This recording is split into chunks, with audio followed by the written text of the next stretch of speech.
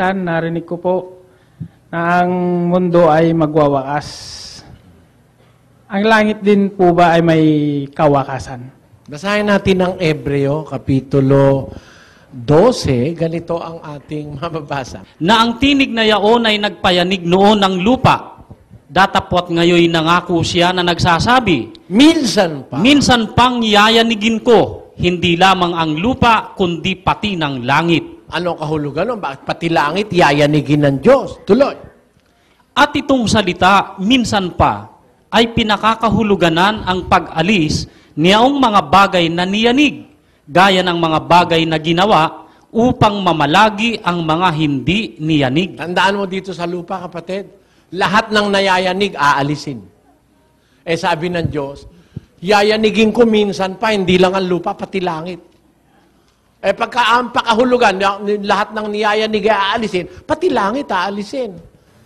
Now, meron ba sa Biblia na katapusan ng mundo? Meron po, mga kapatid.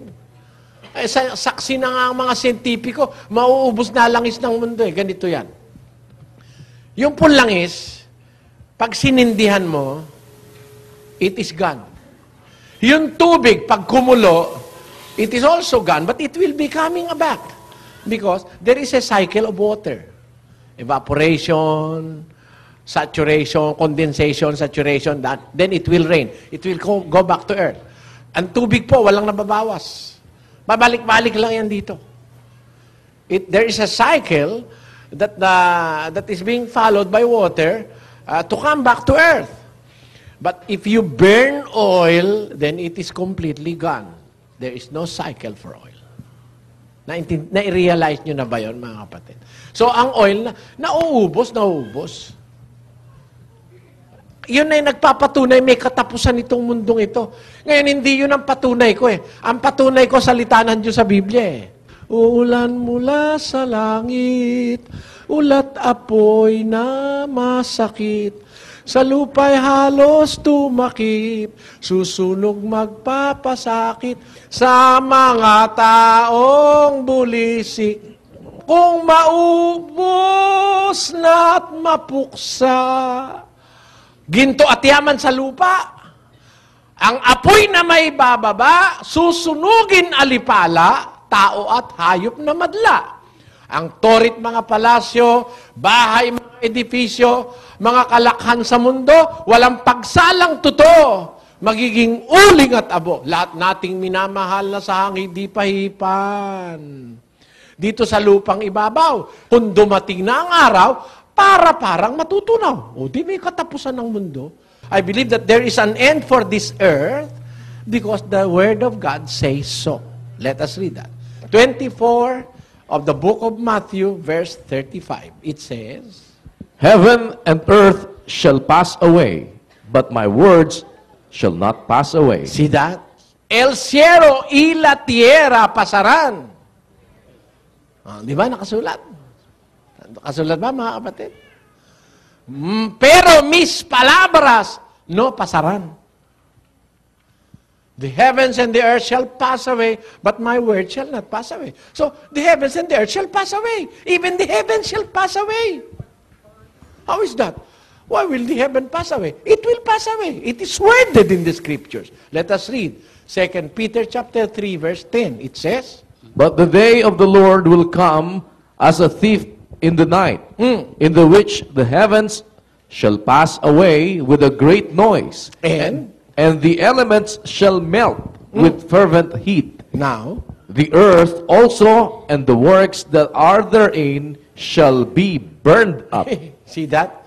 It is worded in the Word of God. The heavens shall pass away with a great noise, and the elements shall melt in fervent heat. Do you have an idea of this? To give you an idea, what power can melt the heavens and the earth? That is, we have now, in our technology, you call it the nuclear power. Done by what they call in science as nuclear fission. That is stage wherein the nucleus of every atom will burst and burn because of the collision of the molecules. And to give you an example is this. Yung nuclear power plants natin sa mundo, in Japan, in the USA, in so many developed countries in the world, just a liter of plutonium can provide as much power that 1 million barrels of oil can produce. Why? Why so little plutonium? Why so little plutonium can produce that? Because of the nuclear power that can be produced by that plutonium. Because it is like this. It's just like a domino effect. Parang pagka natumba yung isang domino, tutumba na lahat yung domino. Di ba ganon, ano, mga kapatid? Yung isang nucleus, yung nuclear reactor, pag nag-react yung nucleus, magkakaroon ng collision ng atoms. Pagkatapos, parang nang maloloko yung mga atom, magkakaiinit na. Yun ang nagpuproduce ng intensity. Nakakita na kayo yung fluorescent light. Hindi kagaya yun ng bulb. Yung bulb, meron siyang kawad sa loob eh. Pag nagsindi yung kawad, nag-init, magpuproduce ng light, yung bulb. No? Pero yung fluorescent, wala po siyang ano eh. Yung fluorescent lamp, wala po siyang kawad dun sa loob ng fluorescent eh. Yung tubo, wala yon. Meron lang starter. Pag nag-start na ng friction nung mga molecules na nasa loob nung naka-vacuum na ano ron, magtutuloy-tuloy na yun. Parang nagkakaroon ng collision of molecules. Yun na nagpuproduce ng light. Kaya tingnan nyo, may starter na kailangan pag fluorescent light.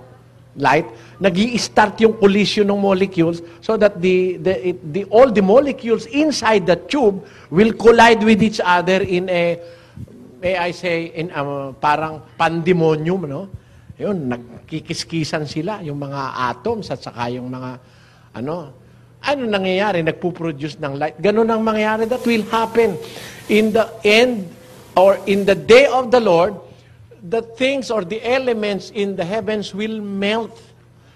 And that is possible through the thing that we have known now in science, that is the production of nuclear energy activated by a nuclear reactor. What we need is only a reactor to start it, and it will go into a pandemonium of nucleus and atom.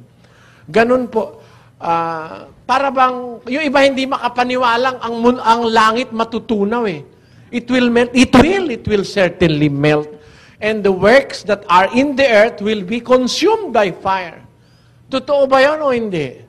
Ngayon, nasa sa inyo na kung ayaw nyo maniwala. Ako kasi naniniwala. There is an appointed time of the end for this earth. Kung hindi po kayo naniniwala, bahala kayo, problema nyo na yun. Lahat ng bagay na nakikita natin, may katapusan. All things that we see have its appointed end. 2 Corinthians chapter 4. While we look not at the things which are seen, but at the things which are not seen.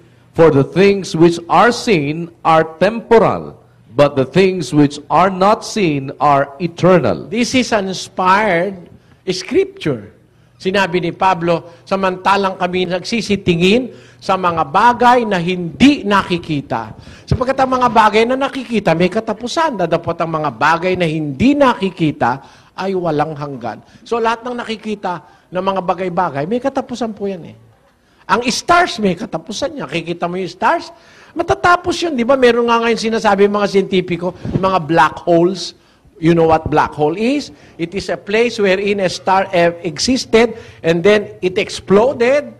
And that hole there, where a star formerly existed, is called a black hole. And there are so many detected black holes in our galaxy. Even in the farthest of galaxies, 13 billion light years away, they have detected the existence of black holes. Meaning that the stars do die. Things in heaven do vanish away. And that is a proof that everything that we see will come to its end. And that is biblical. I believe because it is in the Bible. I do not believe just because of science, but my main and my final authority is the Word of God. Sabi ng Diyos, ang langit at ang lupa, lilipas. Di lilipas. May diskusyon pa ba tayo, kapatid?